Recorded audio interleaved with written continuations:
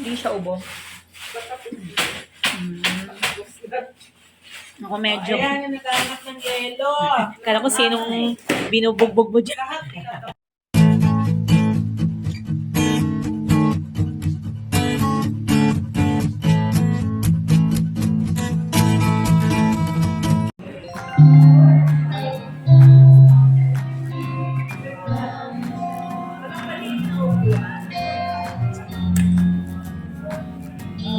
Sunday morning.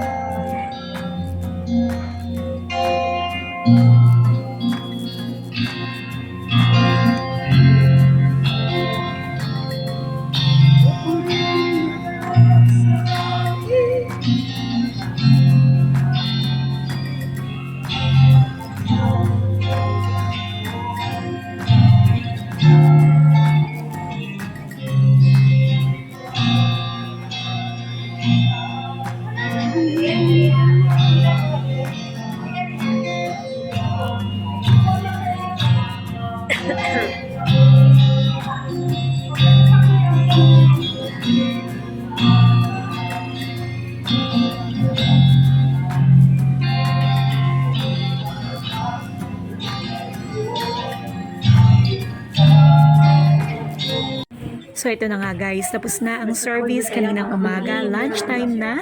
So kumakain na ang buong choir dito sa mga oras na ito. Andito din si Mother Dear at ang aking sister, ayun na sa dulo. So konting chikahan, konting kwentuhan kasi minsan lang naman dumalaw si Mother Dear dito. Kaya masaya ang buong samahan ng buong grupo. Yan si Ate Malu, akala niya camera ito, yun pala ay video. So happy kaming lahat, konting chikahan, konting kwentuhan. Nanonood ka ba? Nanonood ka ba? Nag-live din yun. Balita ko, ano daw, pumapasok na nagma-ads to. Ang daming ads mo. Dami na siyang ads. Buti naman. Hindi pa naman ang Meron pa sa gitna, kasi sa'yo din ako. Bukod sa requires ka 11 minutes eh, kasi nasisingitan nila ng manas.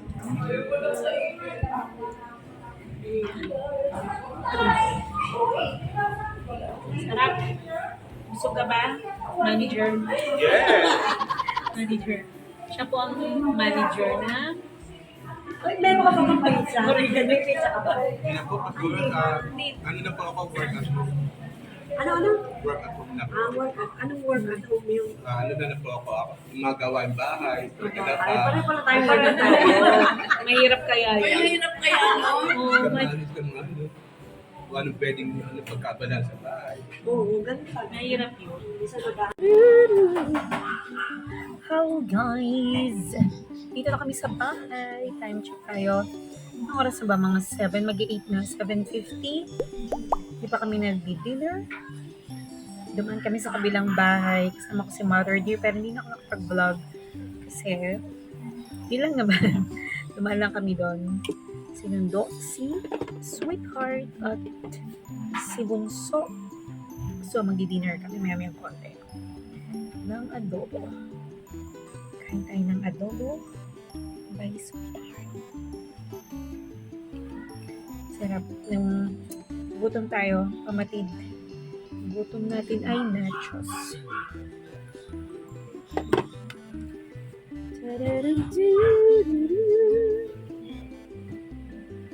Wait lang. Dala ko dun sa palabas.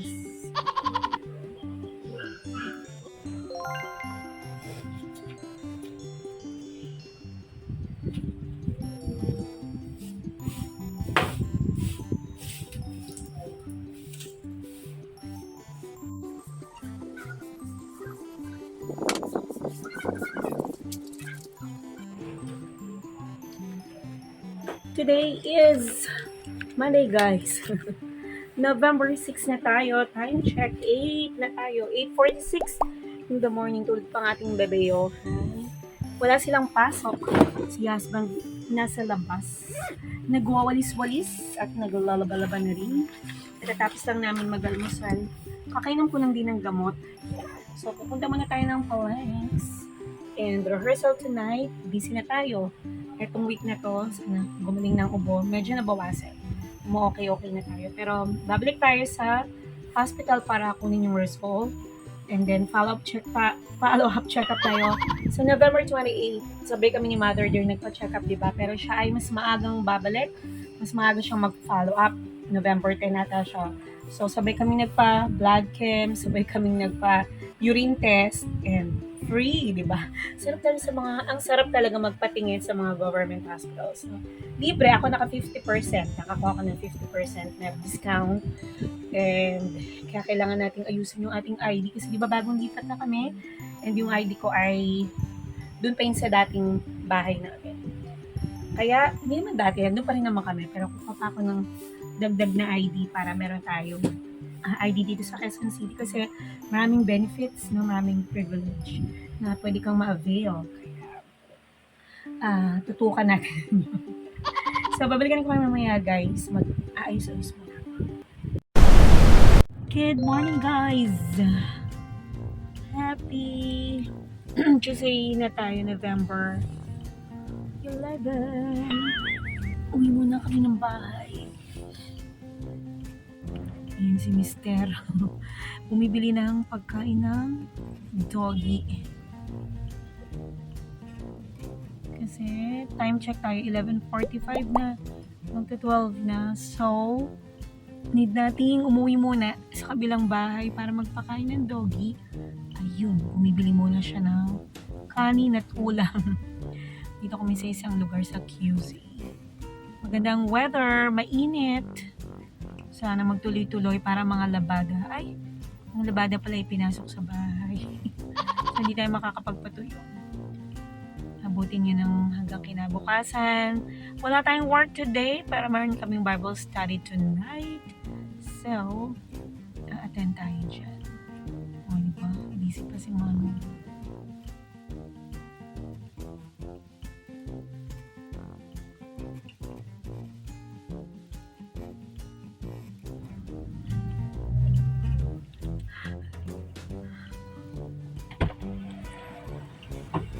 The winner is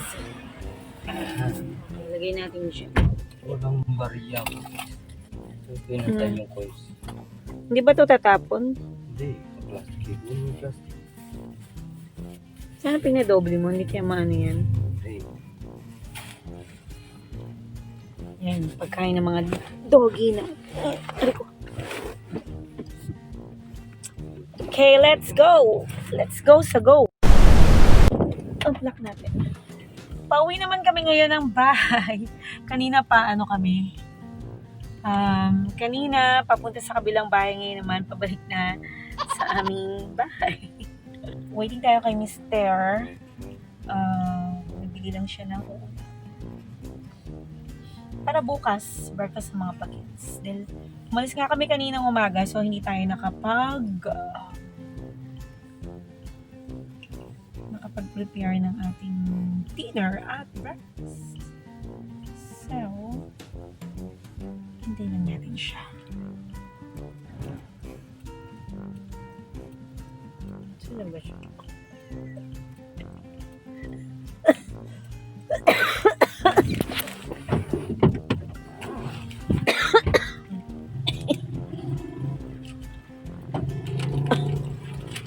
Laki naman nila. Alam mo, ginawa mo ng isang araw, bili ka ng bili. Ano? Isang araw kang bumibili, labas ka ng labas. Oh. 300 for the floor. Corn beef, 300. Agol ka, Sabi ko, mga 200 pwede. Yung tinapay kasi 85 lang. May tinapay ko. Okay, magkano lang tinapay? Palagay mo na 100, 85 nakalagay dyan eh.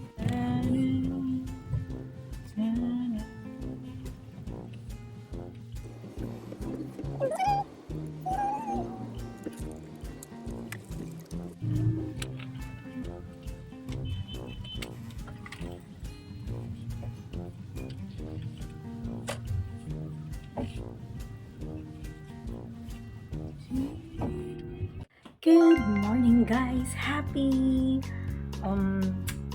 Wednesday! Today's Wednesday, November 8 na tayo at time check 9:40 in the morning. Gagaling ko lang ng palengke guys. So, solo tayo dito ngayon sa bahay. Magluluto tayo ng ating pang-almusal. Bumili ako ng sabon. Maglalaba rin ako ngayon. So, ang ganap today ay meron tayong rehearsal tonight, 7 o'clock. So, attend tayo doon. Marami kaming kailangang insayahin. Dahil meron kaming nalalapit na singing engagement sa November 20. So, alam ko namang late vlog tayo. Late yun na mapapanood to. Pero, yun ang magiging busy tayo sa mga ganap na yan. Naginit ako ng tubig. Hindi natin. Hintay ng hot water talaga. So, nag-breakfast na tayo. Then, magano ko ano ko lang, i-set up talaga. Ano ko yung mga damit ko. Mga damit namin. Ano ba yun? Yan. And bumili ako ng gamot ulit. Vitamin C. Kasi lahat kami nag-vitamin C na dito sa bahay. And yung mga isa pa tayong mga gamot na dito. Puro gamot na naman. Si sweetheart ay inuubo na naman. At ubo si Pons. So, nagkahawan kami dito. Pero ako, medyo pagaling na. Si Kuya, ubo-ubo rin. Kaya pinagagamot ko sila. Pinag-take ko sila ng lagundi. Magaling naman siya. Ayan, so, mag-aayos-ayos muna ako dito, guys. Need nating maghawan-hawan muna ng bahay. Sensya naman sa likod, mga tuwalya na kasampay. Inayos yan ni Mr. Mahilig siyang gumawa ng mga sabitan, sampayan. Kaya, tsura ng kwarto. Para kaming may pa-fiesta. Ayan, babalikan ko kayo, nag-report siya. Kaya, hindi ko siya kasama ngayon. So, babalikan ko kayo mamaya.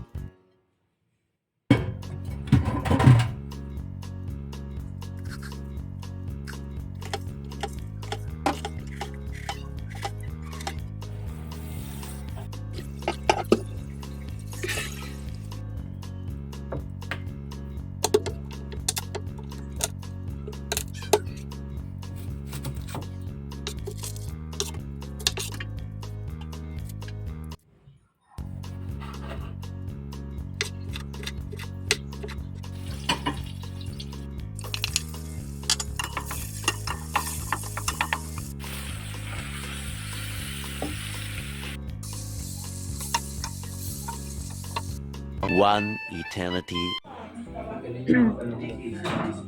Kanino bang piyeza ito? Tatabi ko muna. Sa ito, Tiani. Aki din edit. O sige, siya mga kapatid. Ready na ba kayo? Kumain na ang lahat? Ang kapulungan. Kapulungan. Hindi siya ubo. Ako medyo... Ayan, nagkahanap ng yelo. Kala ko sinong binubugbog mo dyan.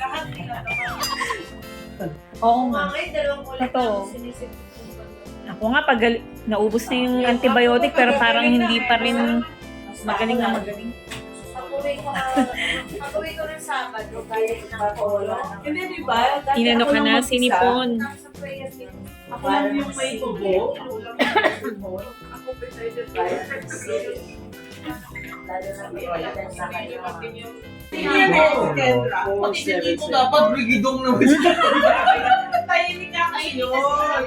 Brigading. Ayan. Nung unang tumatingin dito sa amin, galing sa Sambales, talagang grabe.